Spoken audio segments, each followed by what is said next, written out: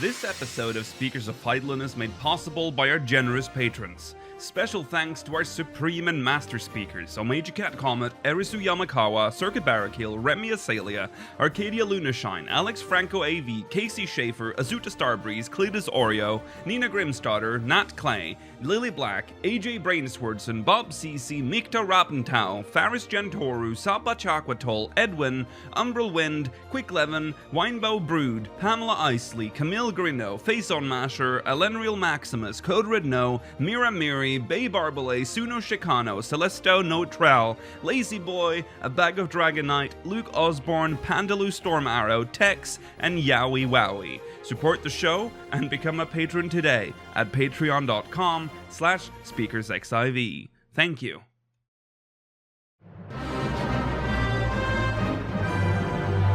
This is Speakers of Eidolon.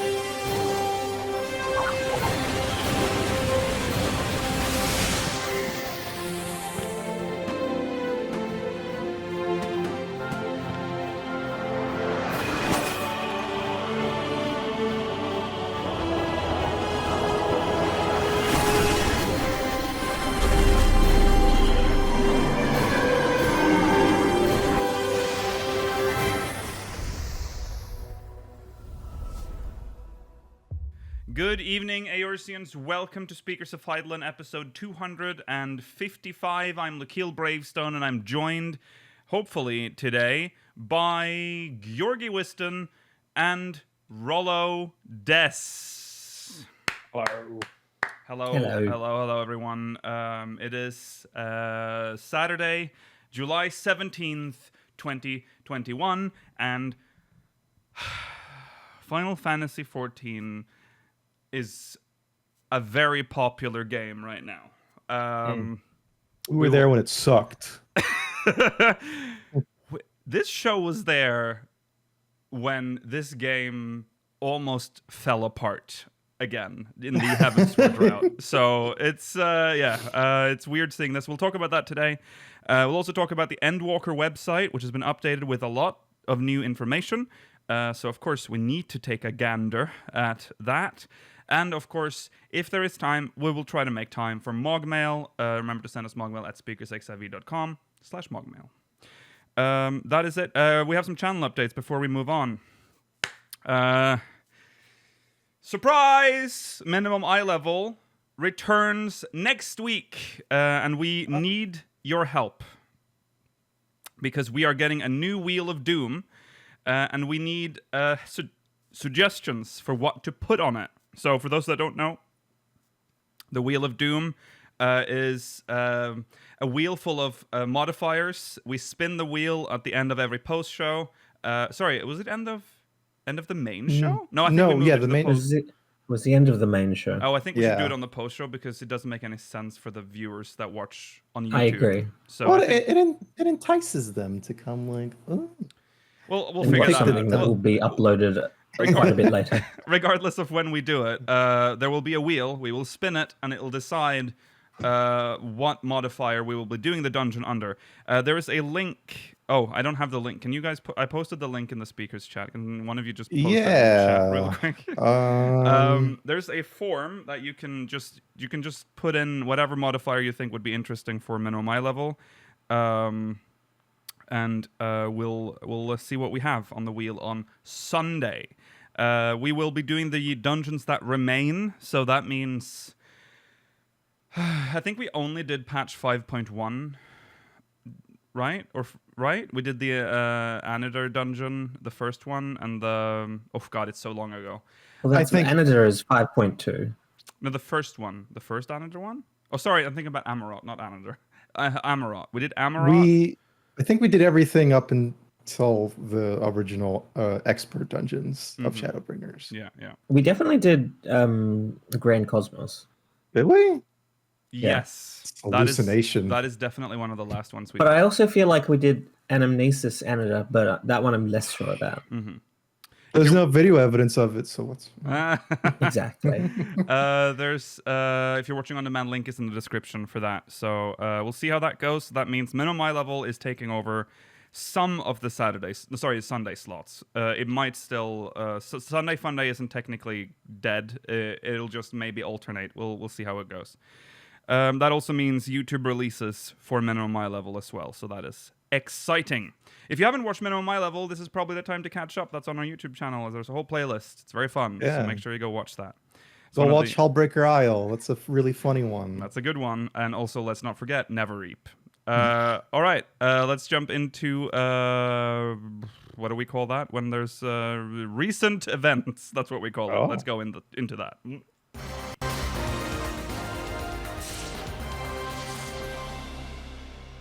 Okay, so patch 5.58 is coming up, so an all worlds maintenance will occur on July 19th, 6 p.m.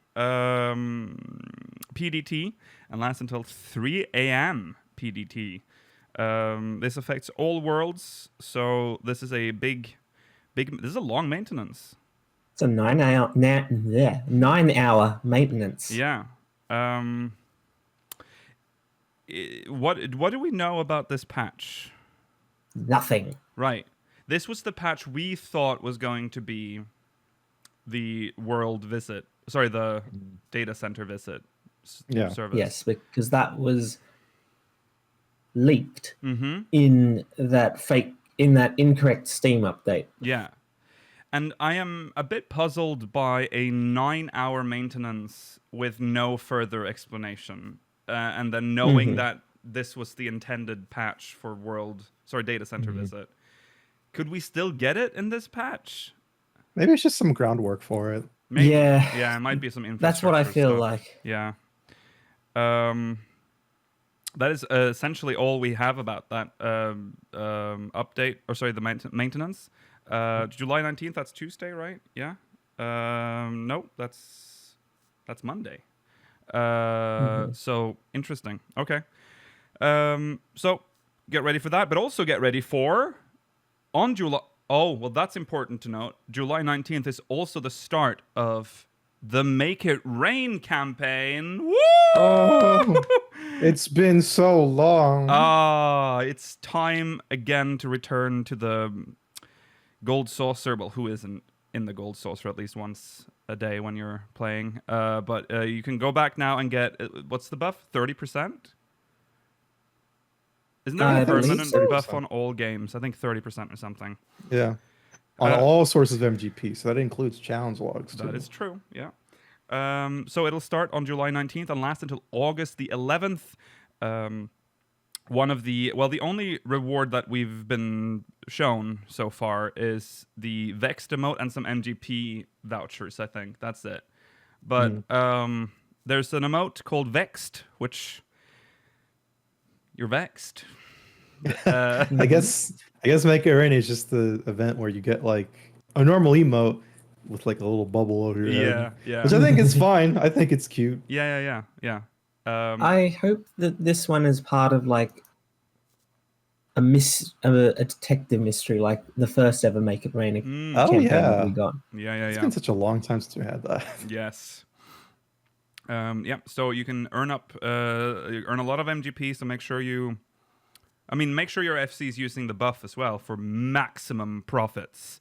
If you're planning on doing Fashion Report, remember to do it after the event starts because you have a chance to do it before weekly reset. True.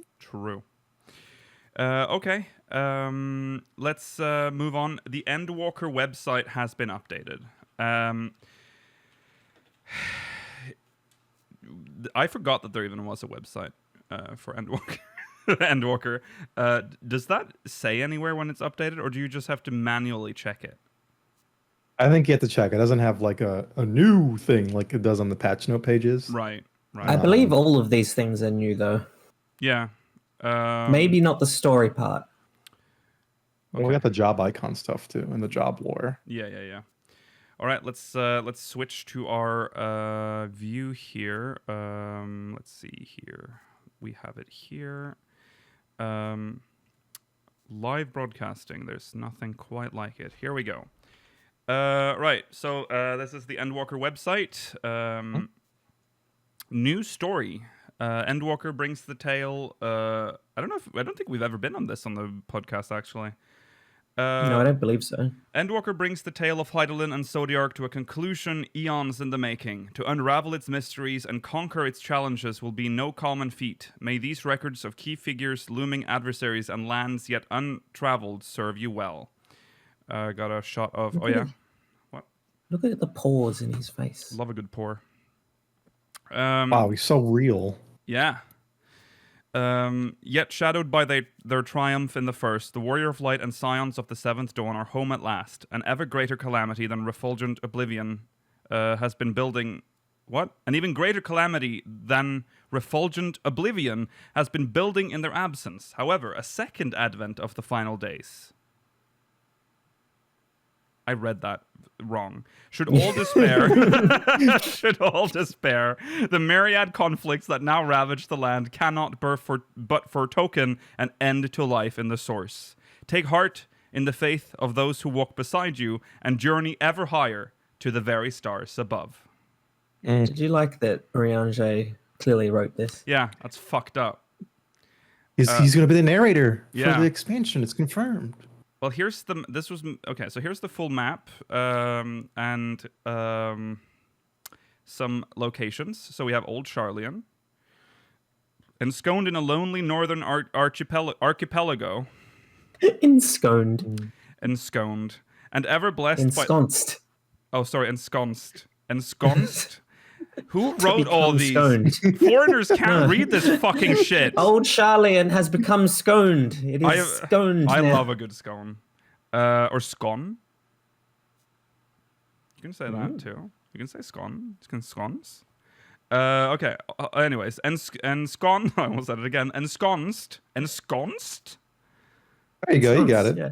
Fucked up. Why is there a play button?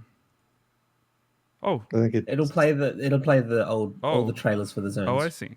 Ensconced in a lonely northern archipelago and ever blessed by the wise auspices of Thaliak, the gleaming white edifices of this city stand at the center of Sharlayan society.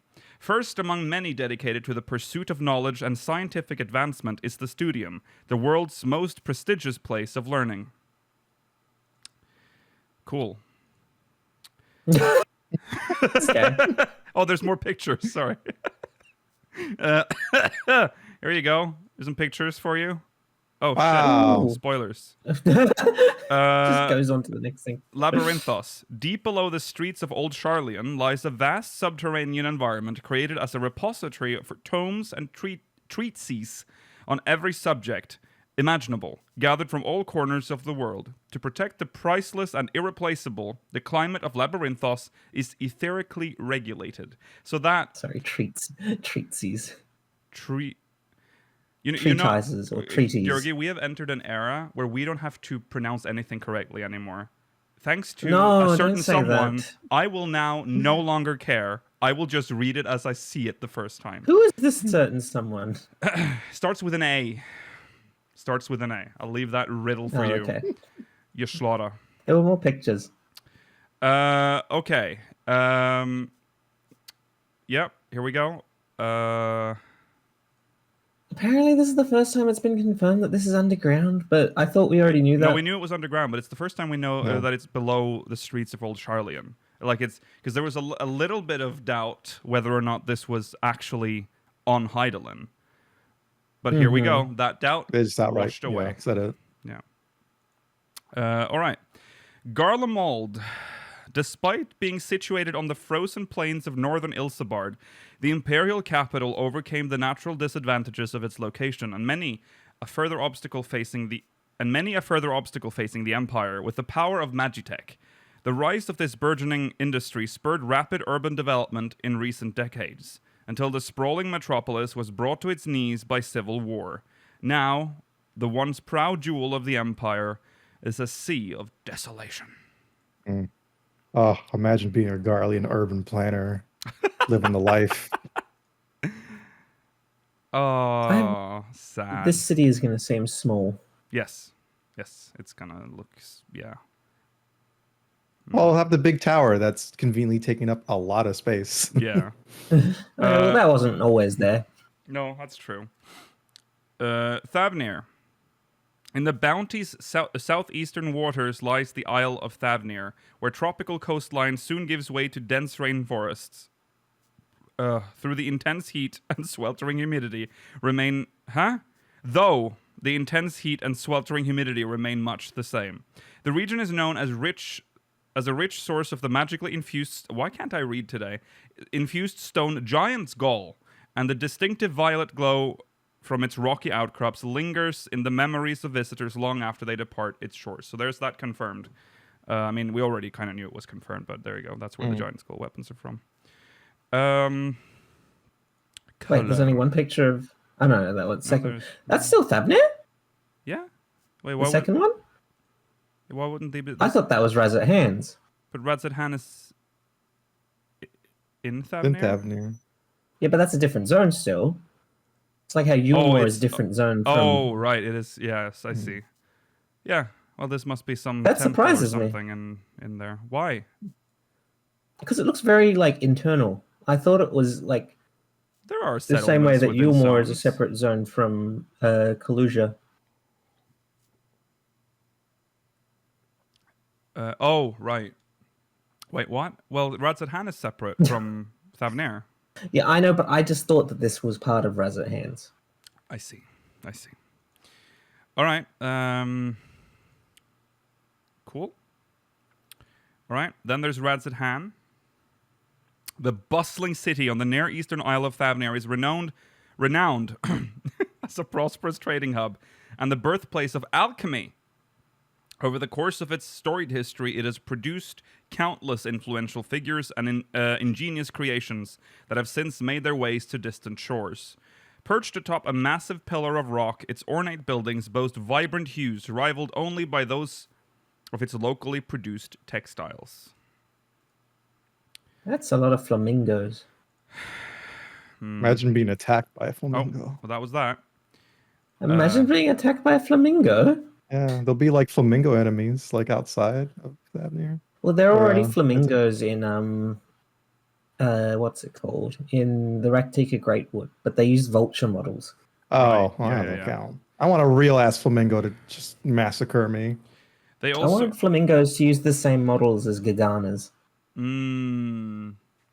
Scrolling down, we obviously get to the moon part. Mare Lamentorum.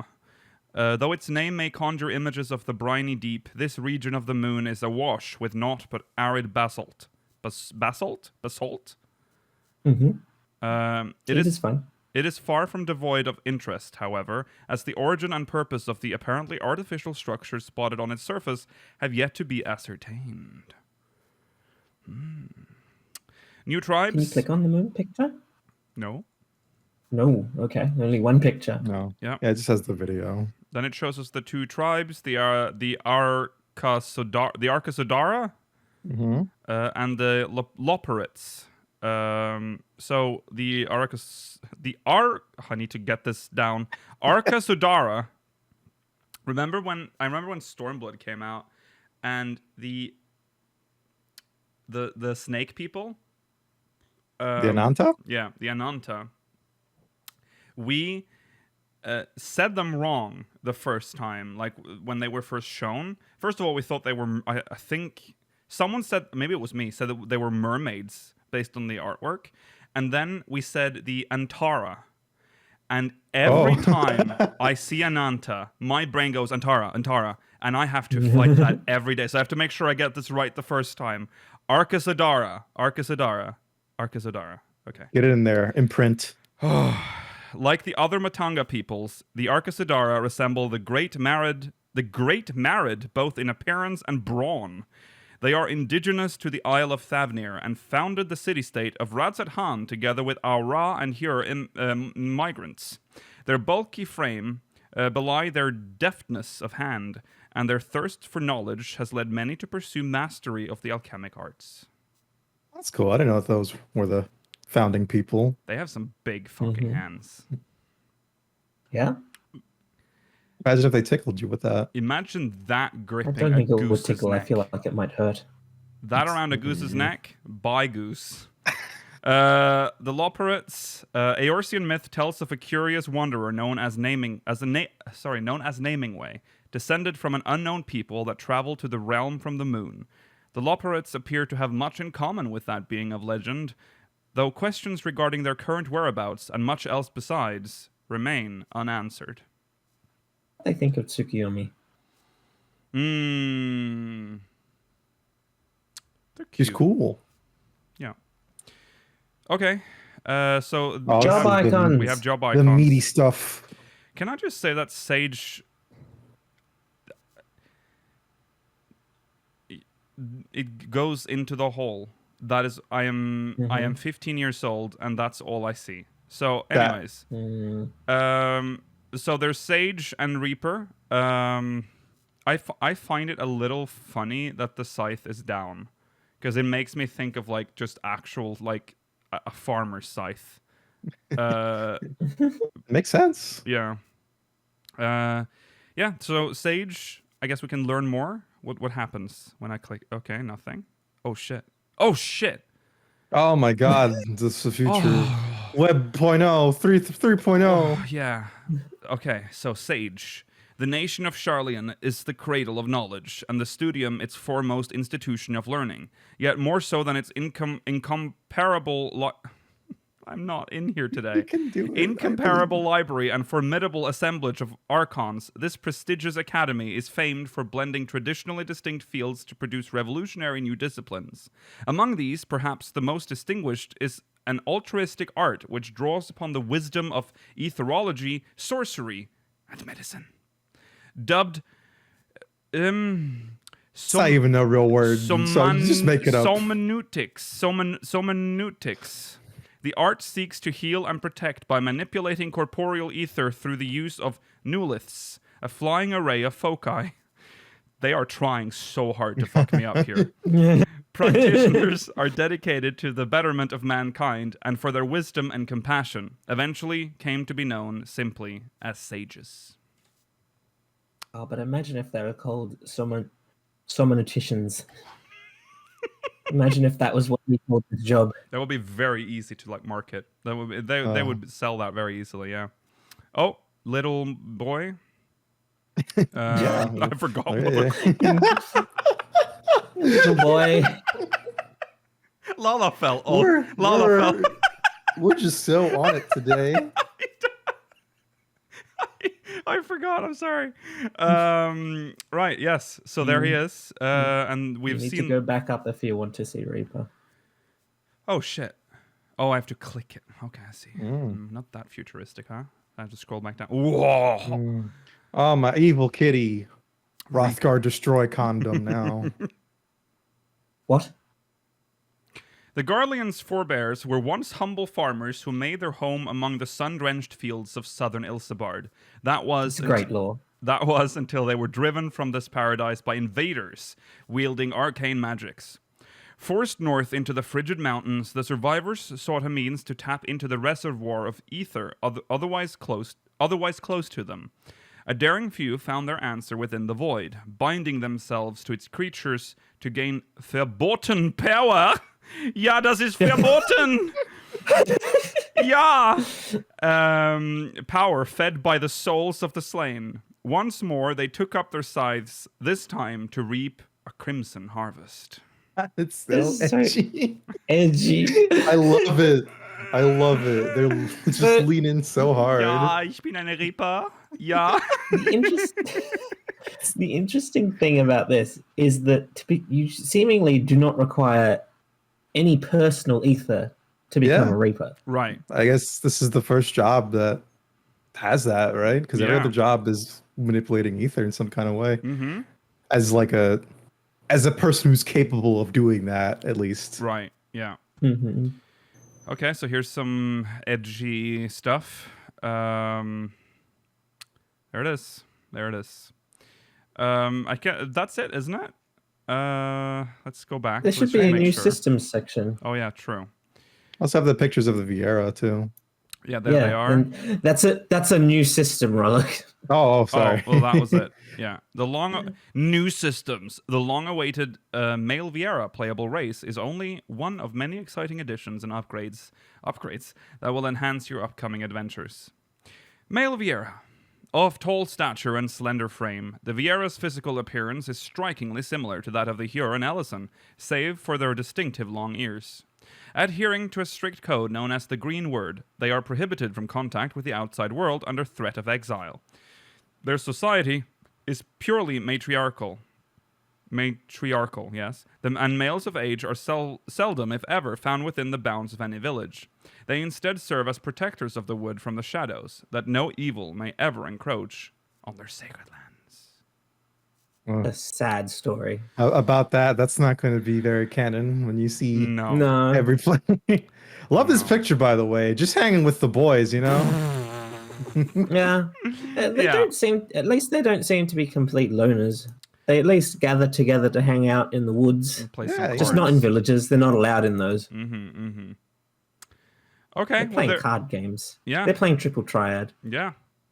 And that is it. That is the updates from the website. Now, there was an interview posted, and no one would know on the developer blog. Of course. They try to hide that shit from us, but your number one source of dev blog posts right here. Probably the only podcast to ever read them. The only reason that I found this one is because Foxclon retweeted it, since this is a member of his own team that is being interviewed. I see. So there's an interview with the community planner, but it also says, oh shit. If you look at the overlay, it says that it kind of gives the impression that the interview is with the interviewer, but the interviewer is Miyama from the promo team, but it's with community planner Takeshi Kato. Okay, so ignore that. I mean, it's technically still correct, but it's badly worded. All right. It's like one of those late night shows where it's like the late night show with blah blah blah. Yeah. Yes. All right. So, backstage investigators interview with community planner Takeshi Kato. To start things off, could you give us an overview of what the community team does and what's your specific role within the team? The community team is part of the Final Fantasy XIV operations team. In other words, we provide support for players so they can enjoy the game. Frequently reading through the official forums, social media blogs, and various other sources of player feedback is a major premise of our work. We then we then relay our findings to the developers of producer and director Yoshida. And also consider factors which tie into player concerns or enjoyment. Additionally, our job also entails creating and managing community events, streams, and live events, not to mention drafting and scheduling lodestone announcements and writing patch notes. Good lord. Ooh. I can rely on my team to handle these everyday tasks, so I'd say my unique roles are supervising the team and dealing with reckless demands from Project Manager M and Global Community Producer Marucci. Who's Project Manager M? I was thinking that was Marucci, but then he said Foxclon in his next. Is it a joke because he is both? Reckless demands. I don't quite understand, but okay, I guess that's a joke we just don't get. Speaking of reckless demands, the operations team is always prepared to immediately respond to critical in-game issues and bugs. The hardest part about that might be how, no matter what time or day of the week it is, all other tasks must be put on hold in order to prioritize these urgent matters. This sounds like one of the most stressful jobs. Like having to post like announcement okay, so Mia. I don't know how to pronounce their name, but it's that. You're pretty close. I don't think there's anything wrong with how you're saying it. Thanks to the dedicated support of your group and the rest of the operations team, we all can play Final Fantasy XIV without worry. Next, please tell us about your career or how you joined the community team. I just want to, again, I say this every time, but especially in the devblog interviews, they respond to the answer with, like, support, which is how you can tell this is a biased interview. This is an in-house interview. Also a Japanese one. So Kato said, I joined Square Enix in 2006, so it's been about 15 years. I've always enjoyed working face-to-face with customers and had been in customer service ever since I began working part-time when I was in high school. It was when I was looking to challenge myself in new ways that I found a recruitment listing for a support role at Square Enix. I'd always liked games from an early age, so I applied on a whim and ended up being hired in 2006. I believe we began assembling an operations team for the Final Fantasy XIV 1.0 beta test around 3 years later. It was around that time that I was invited to the community team, which I joined in 2009 and have been part of since. Ooh, it's been here since that. Oh, that's a long... 2009? Yeah. The game didn't even come out until 2010. Well, I guess they needed to have one. It's funny, though, because his job wasn't very... There wasn't a lot of community management in 1.0. Also, he did his was he doing best. Yeah. I want to know what he was doing for the first 3 years. Tell me that. Yes. Probably made like customer support and stuff. That's what it sounds like. Yeah. So I realized again that you're one of the founding members who were around for 1.0. Next, I'd like to... Okay, but again, let's not talk about that. Moving on. Next, I'd like to ask about the Digital Fan Festival 2021 held in May. You were in charge of everything behind the scenes, and I'm sure everything? Oh, yeah, that's a bit... That's a lot. Was he really? Is Kato the one behind the entire thing?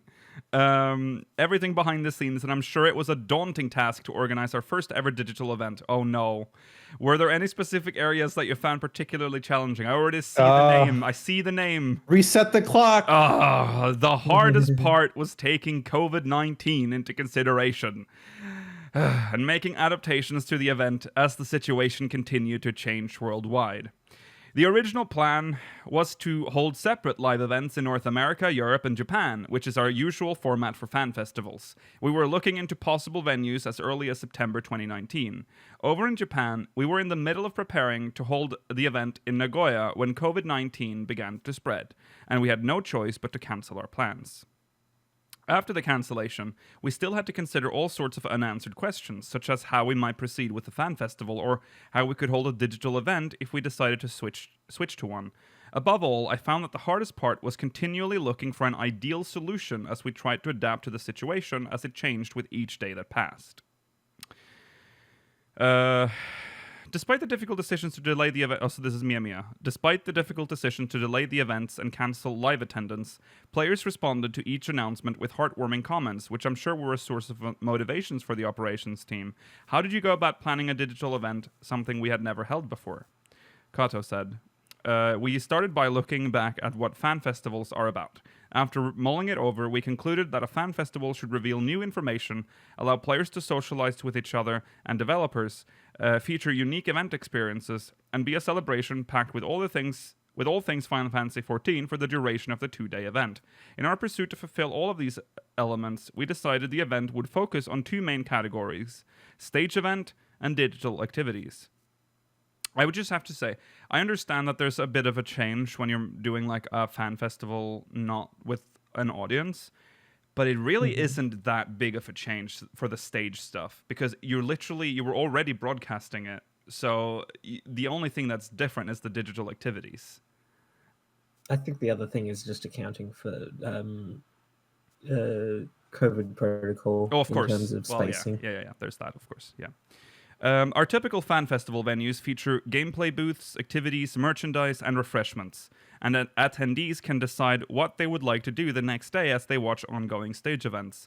We strove to digitally recreate that 2-day experience and brainstorm various ideas within the community team while also consulting the development team and our business affiliates. With their tremendous assistance, we were able to realize all sorts of digital activities such as the Moogle Treasure Festival, limited time group post frames and stickers, social media campaigns, and a Eorzea cafe at home. We made blue milk, and I made something gross. Until the very end, we were worried whether players would enjoy these ideas as true fan festival activities. However, we looked through the comments and found players who were trying Eorzea Cafe recipes while viewing stage events, taking screenshots, completing Moogle Treasure Festival content, purchasing all sorts of merchandise. I truly felt that our players were having a blast during the 2-day celebration. I'm inclined to believe our digital event was a good first attempt, but also just relieved that it's over with. Laughs. I mentioned reckless demands earlier, and we actually had one of those at the fan festival too. Sound director Soken wanted to do the dance from the twinning meme and asked for specific staff members to participate. For some reason, the request was forwarded to me through project manager M, so I had to relay the request to members of the development team. Even my boss. I didn't have to dance, so I just kept a straight face as I went around relaying the message. On the other hand, the number of dance rehearsals gradually increased to more than what was originally proposed, which meant we had additional studio fees. As the person overseeing the fan festival budget, I think that was the true reckless demand. Okay. Mia asks, based on the excited comments on our social media and streams, players were obviously having a blast, and it was really encouraging for us. We received a lot of encouragement from the original dancer as well. True. Watch that video. It's on YouTube. It's very funny. On a different note, the 14-hour broadcast is taking place this weekend. This is also hosted by the community. Oh, sorry. This is a little dated, this interview, but yeah. Hosted by the community team. You know what? I'm skipping that part. Okay. Because we've already watched. I mean, the event is over, so there's no point in teasing it. Do you have any... wait, hold on. Thank you for the show. Finally, our usual question about your tools of the trade. Is there anything you simply can't work without, carry everywhere with you, or find useful?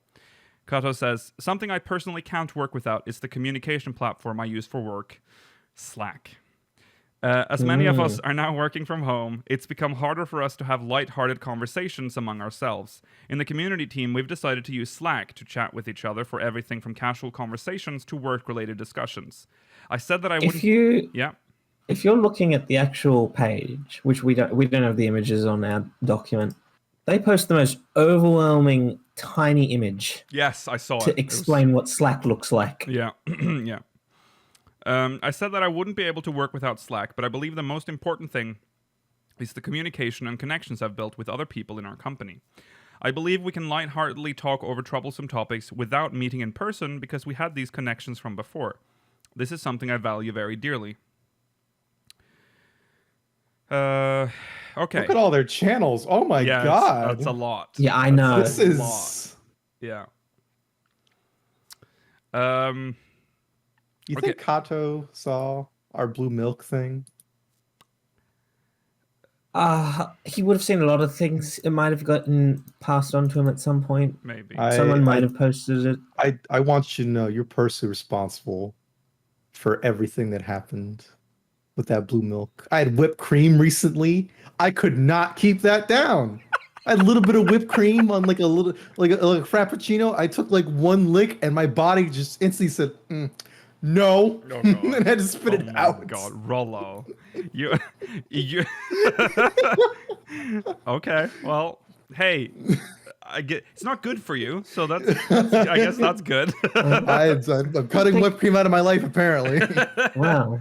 Yeah. It's not a problem for me. I had French toast with whipped cream and ice cream yesterday. I have no problem. I'll drink that straight from the thing. No problem. Okay, I'm not a big fan of drinking it straight from the can. No, and me neither, actually. I'd probably fucking vomit. What if they saw the Omu rice? Oh my god. I hope they've seen that. Oh god, it would be hard because we cut it in two. It was presented poorly during the stream. Well, thank you, Kato. We had some fun. I'd say the Moogle Tombstone event was really good. It was. The wars were really good. Yeah, I hope they repeat that again sometime. I will say if you do another Eorzea Cafe at home, please don't provide us with another vile recipe like the blue milk was not great. Or you know what? I need to cut out some other stuff out of my life. Trans fats. Let's work on that. I prefer not to. I like enjoying food. Fried foods. Maybe they'll have like blue trans fat, just a cube. Just lard. Blue lard. Yummy. Delicacy in the Far East. All right. Doc, you see, they've contracted me to provide information for a new. What is Final Fantasy XIV? What did I just experience? Was this? It's because he brought up lard. Oh.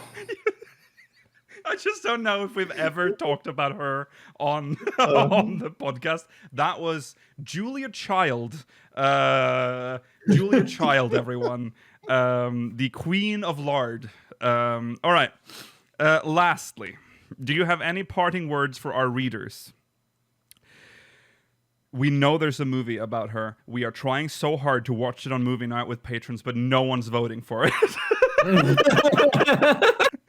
All right. Do you have any parting words for our readers? First of all, a big thanks to all of you for playing Final Fantasy XIV. I'd like to continue making Final Fantasy XIV an enjoyable and memorable experience for our players. We're eager to hear what you enjoy about the game or concerns you may have, so please let us know through the official forums, social media, blogs, or other platforms. I had so many battery fresh before this. Pepsi Max and battery fresh, and I am in burp heaven. I'm sorry. How do you live like this? I don't know. So please let us know through the official forums, social media, blogs, or other platforms. Our community team will always be here to lend an ear, so we hope you'll entrust us with relaying your feedback to the development team and producer and director Yoshida. I spoke about events today, and while I'm not sure how things will go from here on out, I personally hope we have an opportunity to meet you all in person at a live event. We had our trailer playing at full blast during our fan festival rehearsal, and I wanted to share that experience with all of you. Looking into the empty audience, there were numerous times where I found myself thinking about how things would have been different with everyone there and how we all would have had a great time. It always brings me great joy to see your faces light up in awe and excitement, and more than anything, I'd like to share those moments together with you in a hall filled to capacity with Final Fantasy XIV players. While I'm unsure when the COVID-19 situation will end, or what we'll do for the next fan festival, I hope we have an opportunity to meet with all of you from around the world in real life once again. Yeah. Sincerely hope we will be able to do that for the next fan festival. Boy, it does feel like it's still gonna take a while, but yeah. Hey, next fan fest, don't put it on the West Coast. I'm tired of this shit. Keep it on the West Coast. No. It's far away. It's the closest part of America to me. That's why. Maybe Texas. Texas would be cool. Austin. I don't want to go to Texas. I don't want to go. Dallas. Right. I'd go to Texas before LA. Fuck that place. Okay, well that's it almost, wasn't even in LA, was it? It was in San Diego, wasn't it? That's like even worse. Okay, that's like 2 years away. Let's not talk about that right now. All right, that is the dev blog interview. Now, what's funny about what we're going to talk about now? We're going to talk about the increasing player numbers in 14. We're so popular. It's funny because we talked about it last week, and we were like, yeah, things are going, arrows are pointing up, Steam, things are, in the up and up. And then literally the following day, 14 had to stop selling digital copies of 14 because it was they ran out of keys. Wouldn't you know it? We ran out of keys. That's a common problem for this game. We don't have enough keys. There weren't enough numbers. The case that they ran out of keys? Isn't it the case? It was because of how it was formatted. There was something about the amount of numbers in the serial thing could only go so many. I don't remember exactly what it was, but that was something they talked about. I think. Right? I thought they just stopped selling them because they didn't want an overload of people not being able to get into the game. Oh, there's that too. There's that it's a two-parter, huh? Yeah, I believe both of them are legit. All right, so here we go. This is Story from IGN.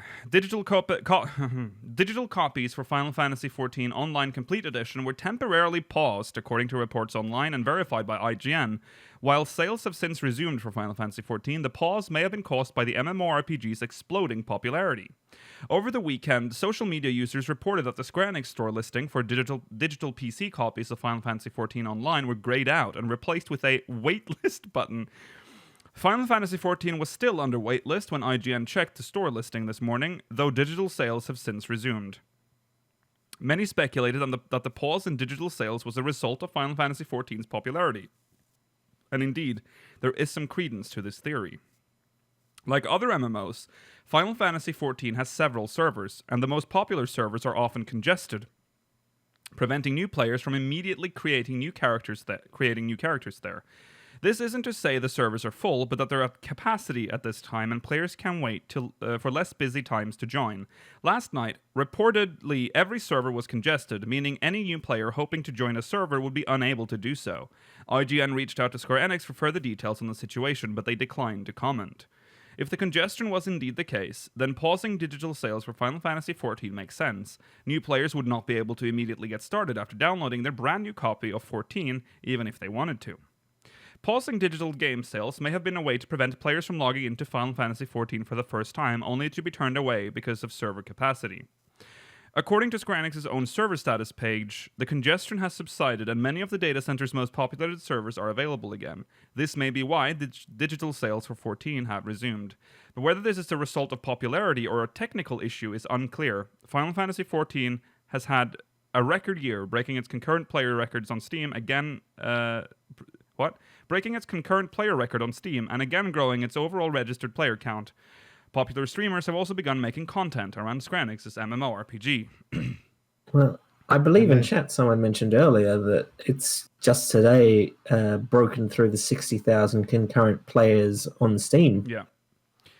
I can't even imagine what the number, like total number of active players is right now, because we know we were skirting 1 million just a few, like when Shadowbringers came out.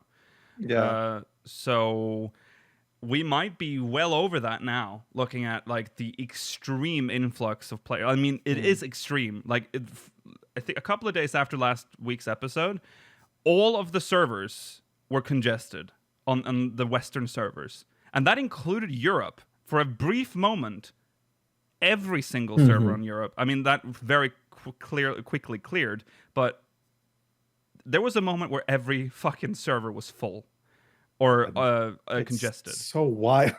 Yeah. And this is like, I mean, I'll say this is the best time to play 14 if you're a new player, of course, because, there's nothing to catch up to that you're pressed for time. Yeah. But usually we associate this time with kind of like the downswing of like, people mostly done what they want or they're already caught up. So yeah. But no, like, because that doesn't matter anymore. No. People are just fucking exploding in this game. Yeah, and apparently creation of new characters is currently unavailable on all EU servers. That is, I don't think I've ever experienced this in 14. We've had, except for like the launch of A Realm Reborn, when they literally ran the server of like someone's laptop. But in Canada, right? Yeah, in Canada. But yeah, this is unprecedented. And yeah, like we said, this is a patch lull. Like, we're waiting like, there's no new content. No. We have like 4.5 months left or something before the expansion comes out. There's nothing else coming. And there's just hordes of people joining the game right now. It's coincided with a supposedly very lackluster World of Warcraft patch. I can't speak to that personally. But it's interesting. I guess we can talk about that in a bit. Well, let's just read Forbes as well. Made an article about this. Final Fantasy XIV is breaking its player count records day after day. Final Fantasy XIV is having what you'd call a bit of a moment. The MMO, long thought as one of the gold standards of fixing your broken release, has risen to become massively popular over the last few years, but for a variety of reasons. The game is currently surging like never before.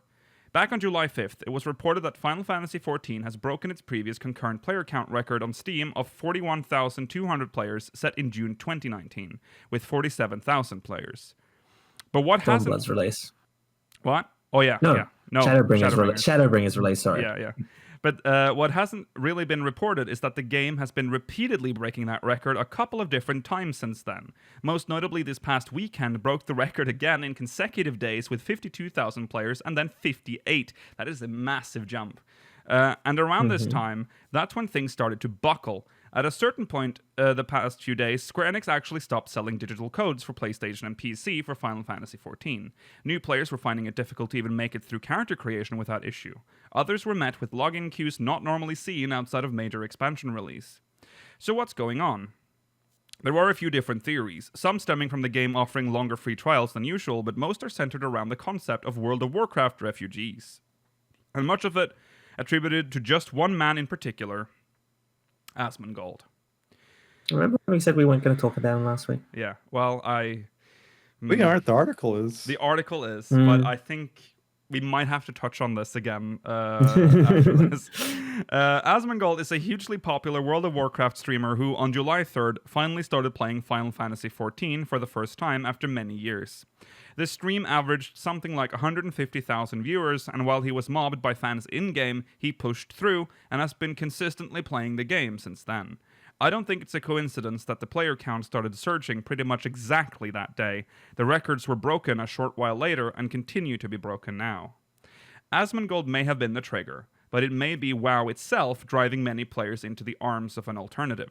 Blizzard does not release WoW subscription numbers anymore, but as a company, Blizzard has lost 2 million players its last quarter. And in general, Blizzard games are down almost 30% of their players in the last 3 years. Blizzard maintains WoW is still performing well for them, but Square Enix says that Final Fantasy XI is still performing well for them, so that doesn't mean anything. But we'll see what next quarter brings, as maybe we can track if this Final Fantasy surge really is driven by a WoW exodus. Switchovers or not, Asmongold clearly sparked interest in the game, which has snowballed into Final Fantasy XIV, breaking its player count records by close to 50% at this point. Will the next weekend bring even more shattered records? We'll know soon enough. And I think that just leads us... I think that leads us into...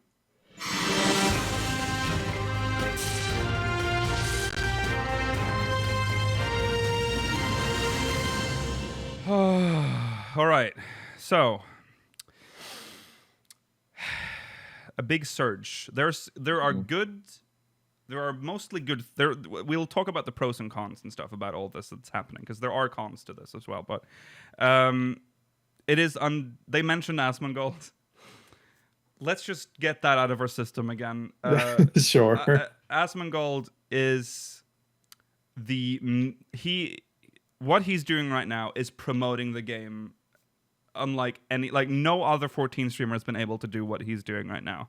Like, he's exposing this game to WoW players, to people who don't really care about 14, like 150,000 people that are, may have had a certain view of 14, are now seeing the one guy who helped reinforce those views for so many years actually enjoying the game, and then they're like, you know what, maybe I should try. There isn't that much to do in WoW right now.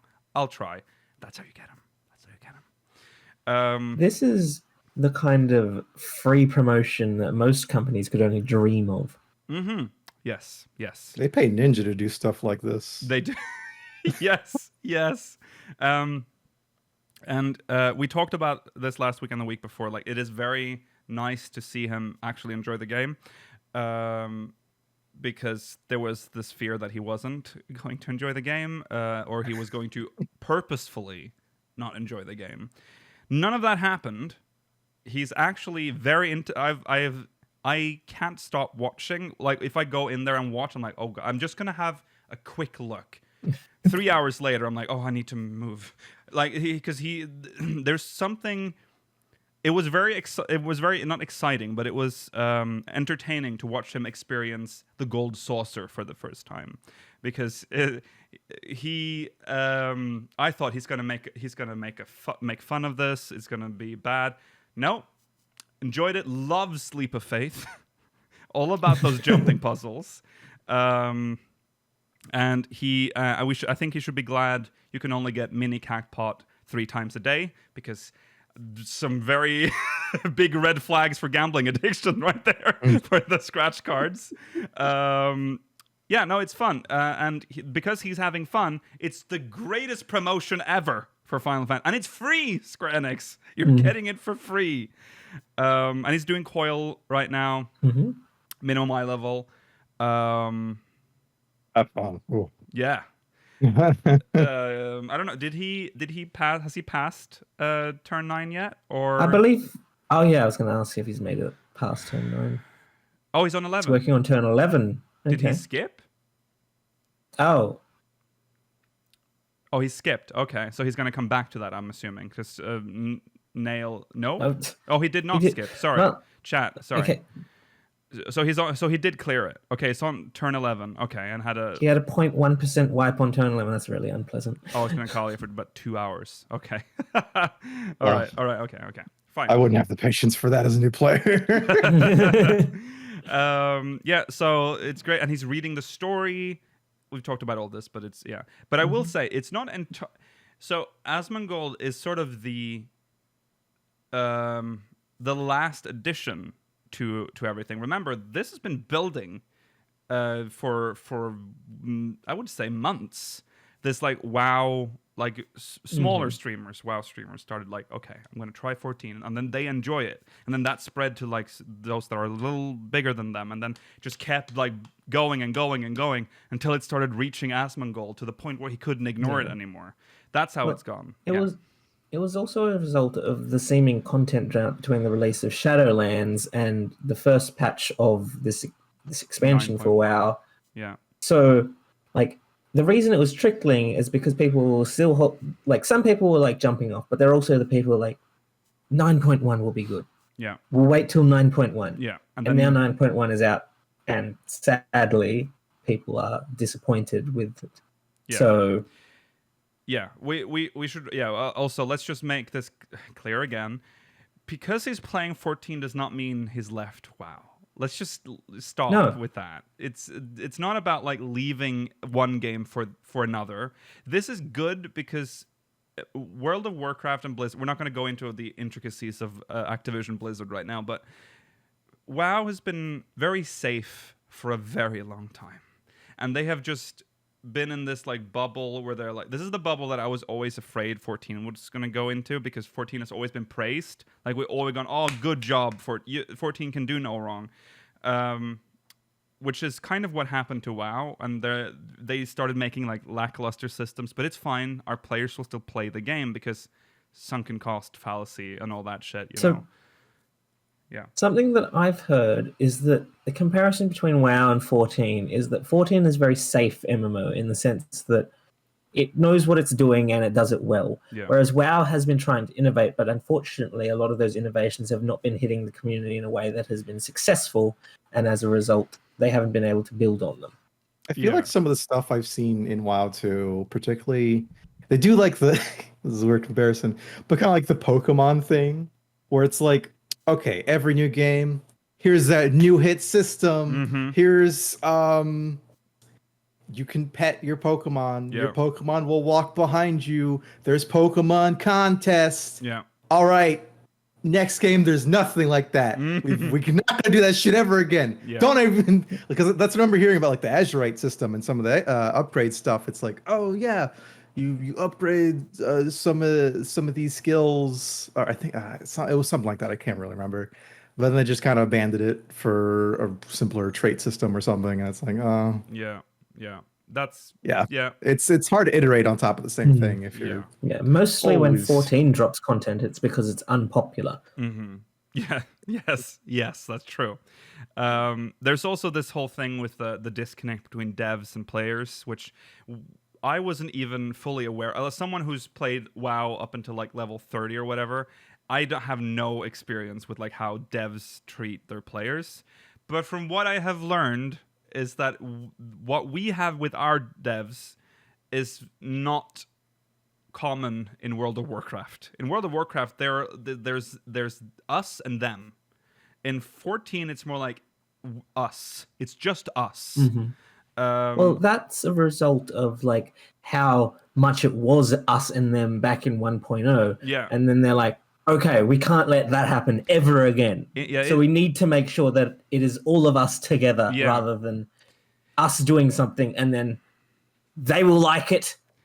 It's interesting to see the parallels to 1.0 and WoW sometimes because okay, so let's talk about how this will affect the game, because so back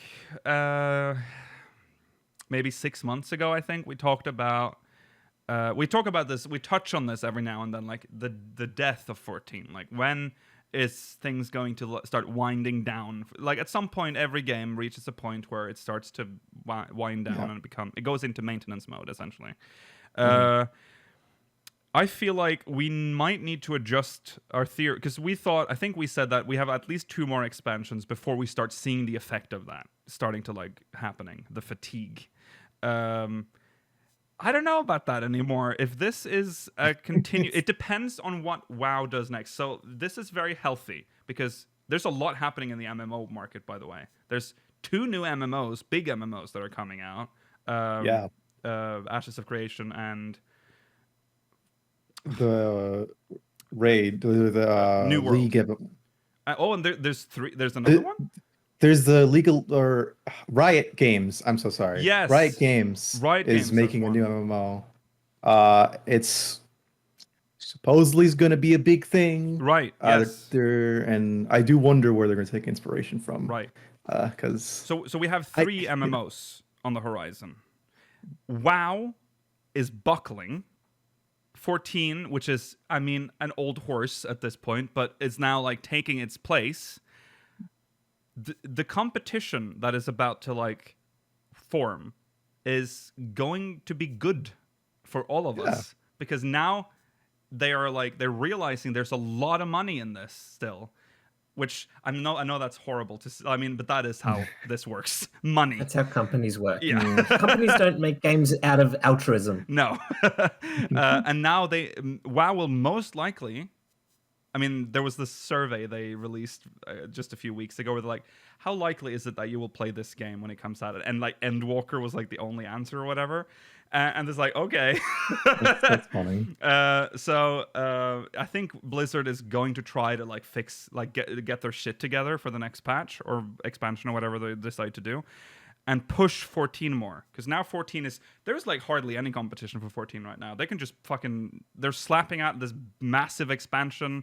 So if Ashes of Creation, A New World, and the Riot Games one, and World of Warcraft start getting their shit together, we might start to see, a second renaissance of like the World of Warcraft, of the MMO market.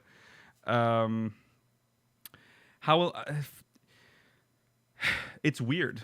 It's really weird to see 14 this. It's like a realm reborn again. I feel like when I see like this huge, I see memes on the subreddit that I saw in 2013. Because new players are like, hey... time is a flat circle. Come on. I thought you knew that. They're like, hey... There was like one recently was like, hey, the Mog Station logo looks like a bent-over Moogle. Now you can't unsee that. I'm like, wow, that was funny in 2014. Well, I think I saw one recently too that was like that. It was like, touch the moist, wet, dank spot or whatever. It's so funny. And yeah, it's very sweet to see people be like, wow, this game is great. So yeah, it's fun, and it's I wonder, now this goes to a darker side now, because there's this huge influx of players. How long are they going to stay? Because of the new competition that is rising, how many people will stick with the game? Is this temporary? Or are we going to see a big well, are we gonna get a new term? Final Fantasy XIV refugees. Where would we go? Swotor? They have a story, I guess. Well, maybe they'll go to New World or Ashes of Creation. I don't know. They get cold refugees when it's like a land that has no people on it. True. I don't know. It'll be interesting to see how this shapes, because there's also, we've talked about how the community is very... The community of 14 has been very... how am I going to say this in like without sounding like mean?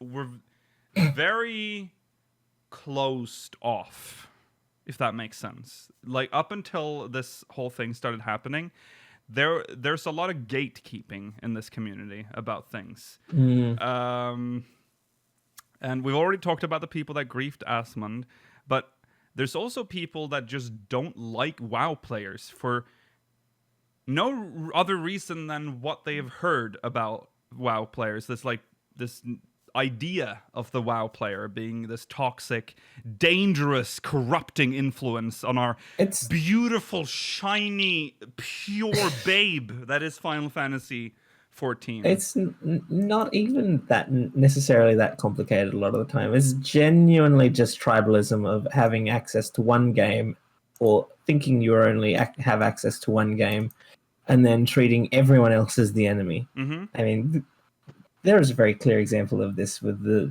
dwarves in 14 itself. True, that's true.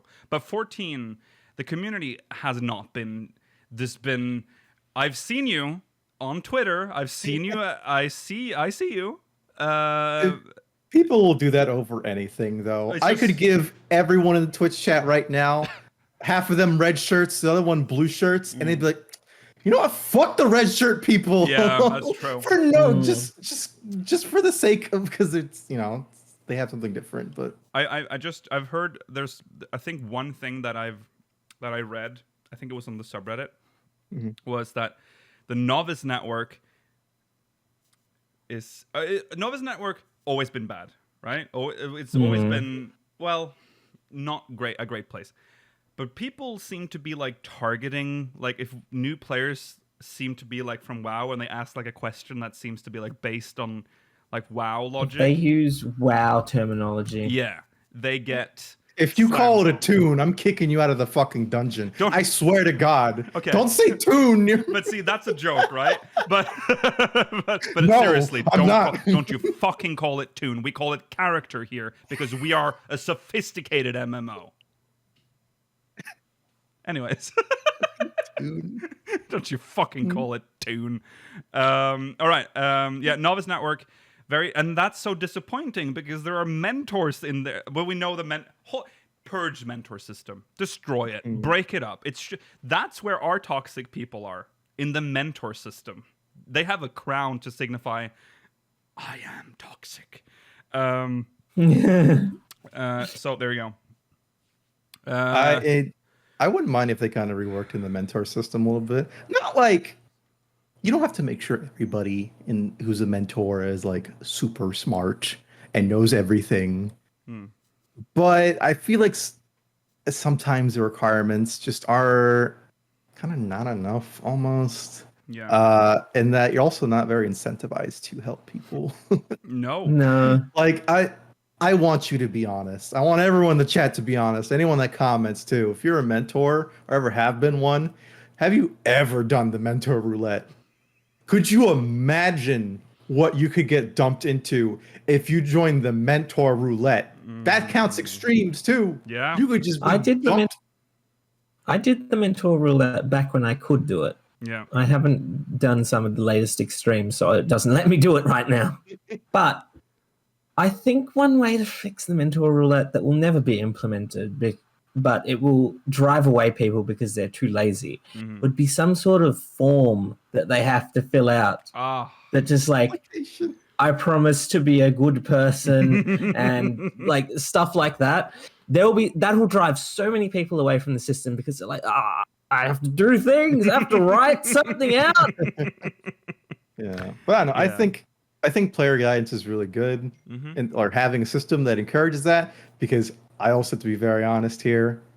If I didn't have like a friend that kind of like taught me what the fuck was going on in 14, right, when I first started playing, I would have dropped it. Because that's what I did the first time I started playing. I'm like, I don't. There's all this. What's happening? Yeah. Why are these buttons lighting up? And then I mean, I'm sure you've experienced it too. If you've ever gotten someone into 14, they have a lot of questions. There's a lot of confusing systems, and well, I wouldn't say confusing. It's just you have to learn how to use it. Yeah. And just how it works in 14. It obviously has similar mechanics to other MMOs, but you know, it has its own ways of doing it. So I very much think encouraging that more is really good. You know what? I'd go as far to say maybe there should even be a newbie FC that you can opt into if you like. As in it's a some player run FCs that are listed as newbie ones, Okay. you know, that are specifically into like, you know, teaching you. Like how would you feel to that? Like, are these created by the players? Or are you saying these are sanctioned by the developers? Like half and half. Like maybe you have there's like an opt-in thing, kind of the mentor crown thing, some whatever requirements, you know. Because this kind of sounds like the Novice Network. Yeah. Yeah, but it's more, it's smaller because it's not an entire network of people. They should have like a rating system for mentors. After each dungeon, you can rate them, and if they fall under a certain threshold, they lose the crown. Oh my god! Fuck you. Like, I mean, like obviously that can driver. Yeah, I don't know. The bad ones need to be removed, but it's hard to do that, isn't it? Because it's so easy to become a mentor in the first place. Well, then the problem is that it's one directional. Like the whole reason that rating Uber drivers work is because you also rate the customers. Yeah. Well, I don't want the mentors rating the sprouts. That doesn't make any sense. Yeah, I know. That's why I'm saying I don't know if this system would necessarily. That's why I'm saying I don't know if this system would necessarily work. Yeah. Either that or the ranking system would have the threshold for what is a good mentor would have to be lower than what you would otherwise want it to be, because there will always be people that will just rank things poorly. We can't win. There's no way to win with this system. Well, let's look for secret mentors like us. Yeah. We know so much about the game. Yeah, we do not publicly advertise it. Don't ask me questions. Don't speak to me.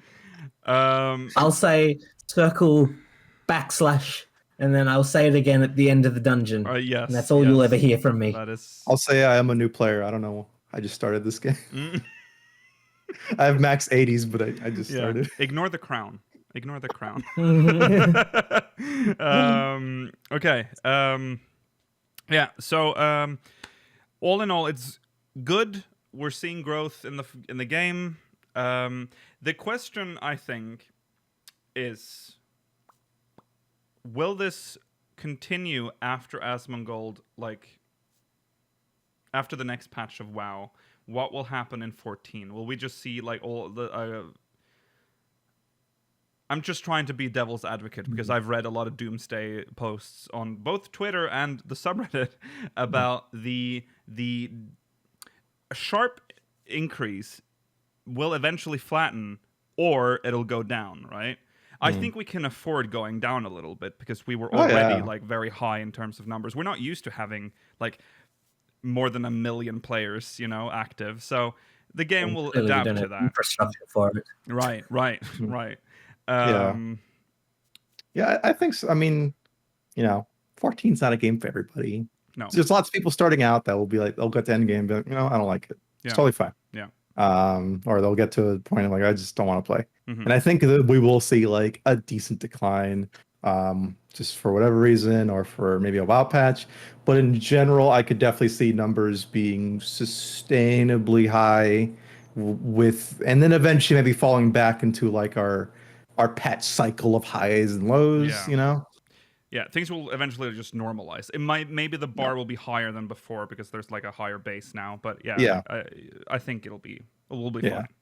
You can't. I mean, there's no such thing as exponential growth. Like Right. he has to stop eventually. Right. That's true. But I can definitely see it. As guys going up for a while. They have done so much good with 14. Like the meme campaign with the have you heard of Final Fantasy 14? The free trial extends all the way up to Heaven's Word. Like that one, good marketing. Were we even saying it was good at the time? It's not good. I mean, I hate it, but it's good. No, I know that. I know that, but because I hate it with my whole being. No, I like it. I've always liked it. They did not know it was going to be going to pop off like it did. No, it's just random sparks. Yeah, and it just works. So that's good. It's good, even if I don't like, the actual meme. They also had the cringe. It's too long. It's a long meme. Yeah, I like the ads more than I like the meme. Yeah, I think I'm quite in the minority in that. Yeah, the ads where it spawned from, the fucking. Yes. Yeah. I did like the ads. I like the Stinian. I like the ones like you can play Final Fantasy 14 with a Stinian. He's there. Look. Who doesn't have hummus? Is that what she says? Yeah. Well, no, she says sauerkraut or something, right? It was something that not everyone has. Yeah. I think it was sauerkraut or so. Because I think I commented like, you don't need to keep sauerkraut in the fridge because I, of course, Nordic, know all about sauerkraut up here. Right. So, there you go. Good times ahead for 14. Take care of the new players. Be nice. Eat some rice, and don't get upset because that we're getting new players, because that is bizarre. There is definitely going to be some growing pains in the DF.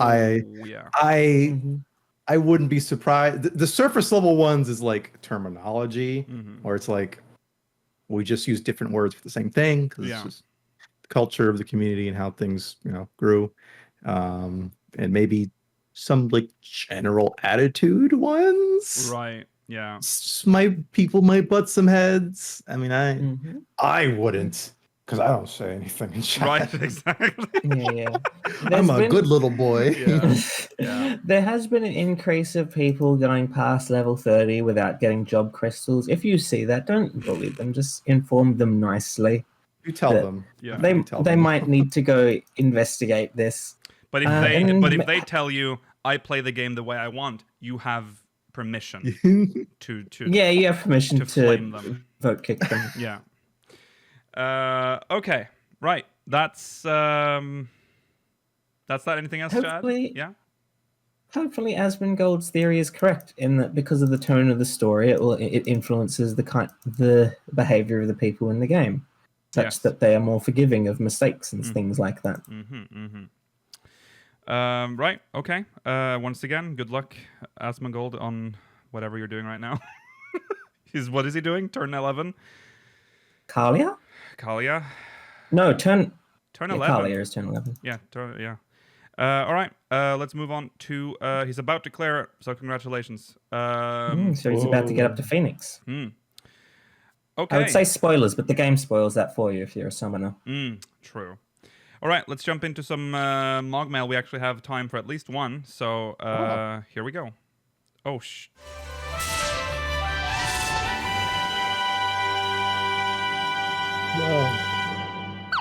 Now, this is from Nova Nocturne from Twintania. Did we read this?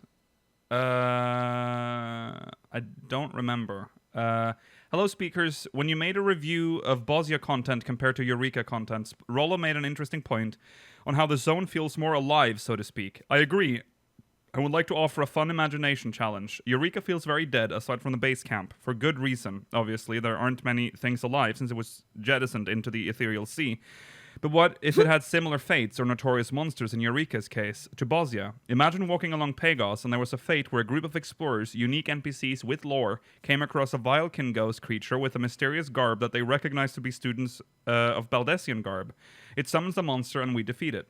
The ghost pops again in another location, etc., etc. Storyline galore. I hope they do this in a next adventure for ASO and without the war aspect. Imagine exploring another region like this. That's That's actually, yeah, I would like that. I'd like that a lot, honestly. Yeah. It's more interesting. Yeah. Yeah. I think they've stumbled, well, not stumbled, they've come across the formula that works for adventuring forays moving forward. Yeah. They could tune it just a little bit, but you know what? They got it. Yeah. I like it. And I think it's been, well, apparently not the story was well received, according to some people, which is crazy to me. He said that some people said it was their favorite, and some people said it was the worst thing that 14 has ever done. Yeah. So there's a scale. No, I don't agree. What with a that. scale! No. But I mean, as the mechanics though, and the actual bosses and Cs, and for the most part, I think collecting notes is interesting content that you can do after you finished everything as well. Yeah. To a little bit of continuation, keeping it lively, and the weekly quest too. Yeah, good idea. The field notes would have been great in like stuff like Pagos, because there was a lot of like, remember was it Cassie? Was that its name? The big marble? The only like lore you got from Cassie was from actual being in the event with the text on the side, and from the minion, I think, or the earrings. But having just like a field note on Cassie would be so much better, because you could read everything. Then you're getting close to a bestiary log at that point. Oh, well, we almost have that. Yeah, we almost. I know. In Bosnia. So it's like we have a bestiary of major NPCs, which is it's fucking essays, which are super cool. Definitely. If you haven't read a lot of them, go back and do that. No, there's a lot of cool stuff. You will continue to get your lore from triple triad cards, and you will like it. Oh yeah, when you going into Bosnia, huh? I mean, when you go into Eureka to get those cards, get that lore. This Tuesday, Rollo. Shut up. Okay.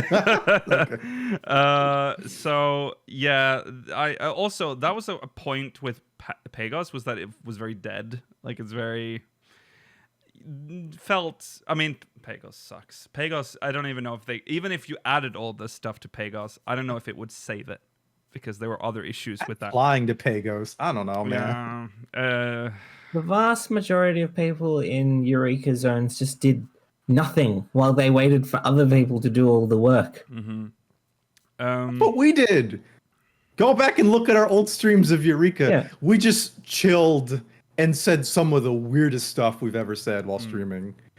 That's what Eureka does to you. Yeah.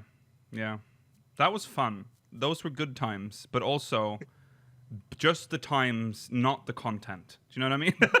What we were. We made it fun for ourselves. Yes, we were forced to do that. Okay. Thank you, Nova Nocturne. I think that's a very good idea, and I think we will see that in the next one that we get.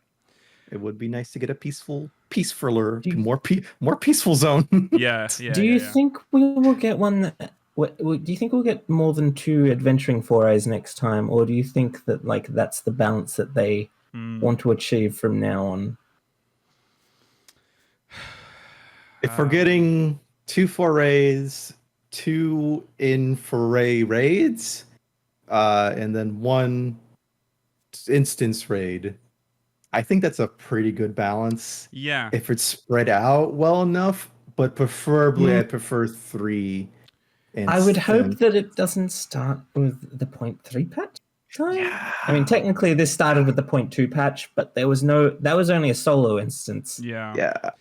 Oh, we did get the EX trial. That is true. That's true. It's a good point you mentioned that we also have like the castrum, or the last raid thing at the end, which we didn't get in Eureka until the final one. So there's that as well. Yeah. So I think 2 with that works. I think I said this. I might not have said this in a podcast. I wish some of the non-adventuring foray content was as difficult as some of the content inside the adventuring forays.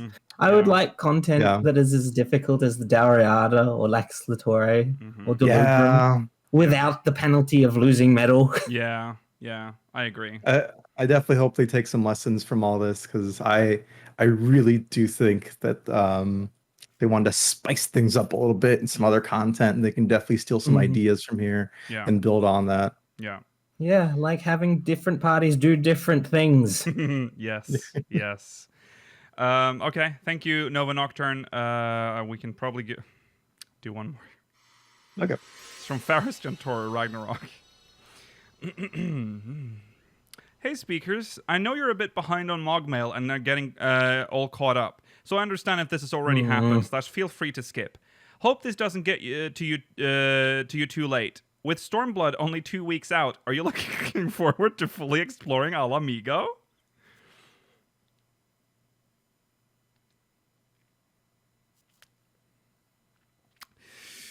I think this may have been at the bottom of the pile. It's a little dust on there. Is that mold on this? That's a little moldy. Well, Faris, I believe the answer. We answered that question 2 or 3, 4 years ago. So you might be wondering who I am, actually. Yeah, Faris from the past. We have a lot to explain. Well, actually, no. Well, all none of us would be here, except for Lucio. Oh my God, you're right. Yeah. Well, things have changed a lot since you sent this MogMail, Faris. All right, let's squeeze another one in then. It's from Freykin from Lamia. Hey, new viewer here. Been really enjoying going through the backlog of content. I was wondering if they wanted to revamp Battle Leave Quest for Endwalker. How do you think they could successfully do so? In addition, I've loved off-topic content recently, such as house hunting. Y'all are great. Thank you, Freykin. That's a question that I love. I never thought I'd actually get. Also the house hunting is going to be very confusing to people that don't watch the Twitch Sometimes channel. we look at houses and dilapidated houses in Norway. It's a strange thing. We're trying to make a commune, you know? Yeah. Leave quests, leave quest for Endwalker. So I keep saying this.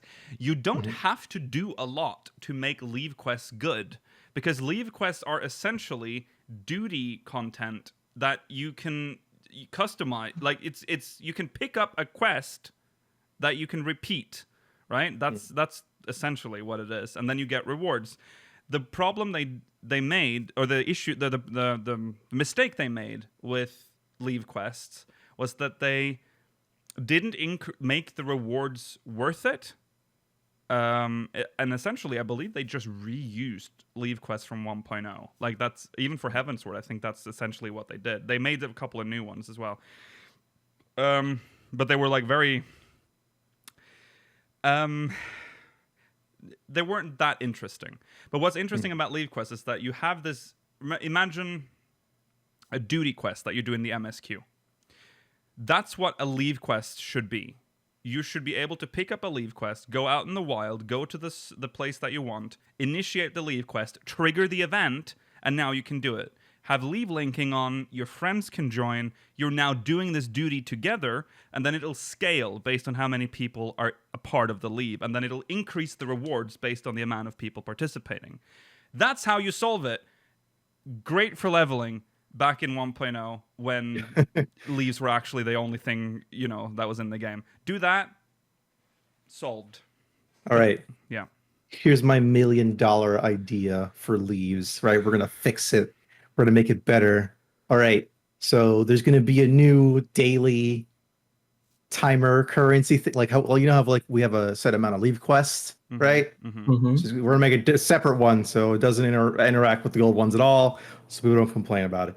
So you make a new one, you get 5 EX leave quests a day, right? Okay. Those are your dailies for leave quests. Right. And for the most part, they could be pretty similar to the older ones, in the sense that usually they might be kill or pacify targets, but maybe you could like mix it up and have it different for each role, as in like maybe tanks have to just, I don't know, get aggro on a target and defend something.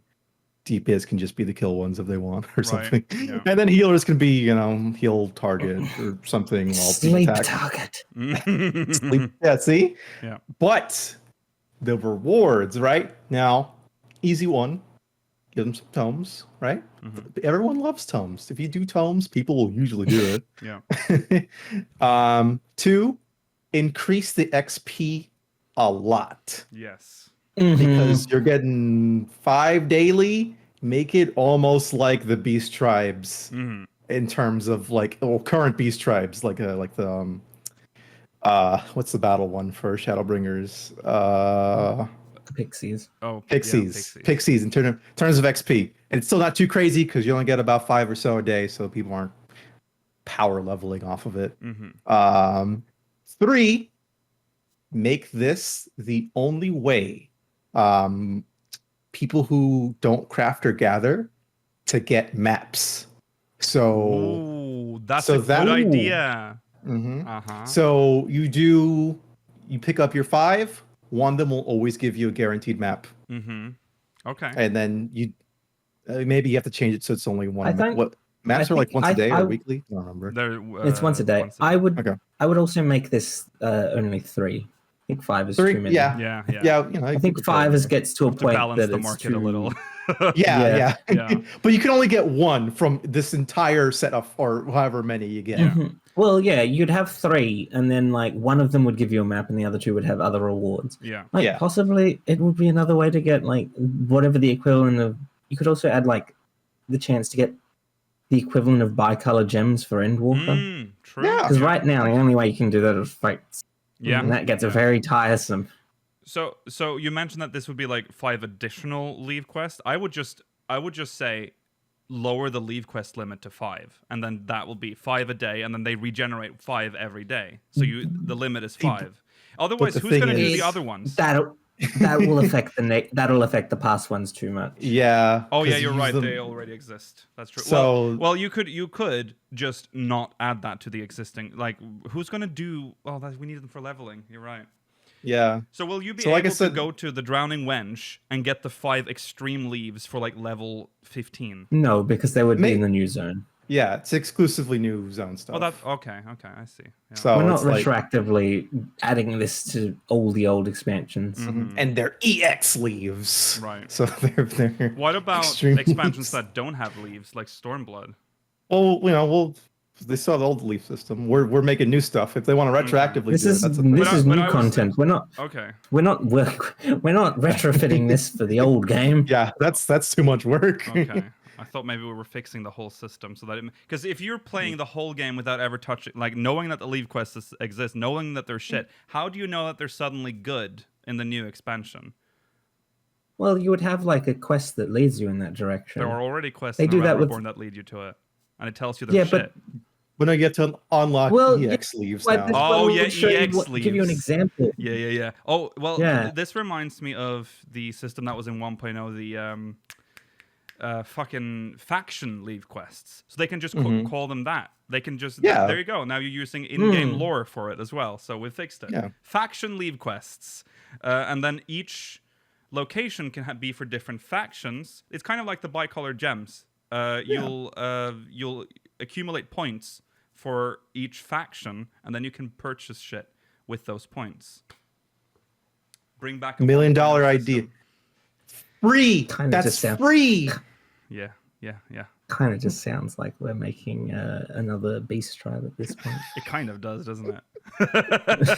It's the global beast tribe of this expansion. But it's kind of. But I think Leave Quest has that unique thing where you can, at least originally, where you could do it with others. It's like a protected fate. Like you can go in, you spawn it. Other people that don't have that leave active or in your party, they can't damage anything. They can't progress your leave quest. So you have your own private instance.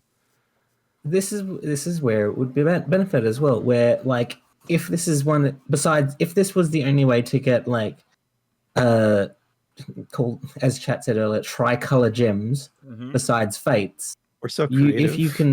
If you leave link with other people, that's the way you can get more tricolor gems beyond what the 3 you would get for the day. And if we're gonna be truly 1.0, leave linking will only affect the person, like the leave allowance will only affect the one person initiating it. So if you're 3 people, you now have 15. 9.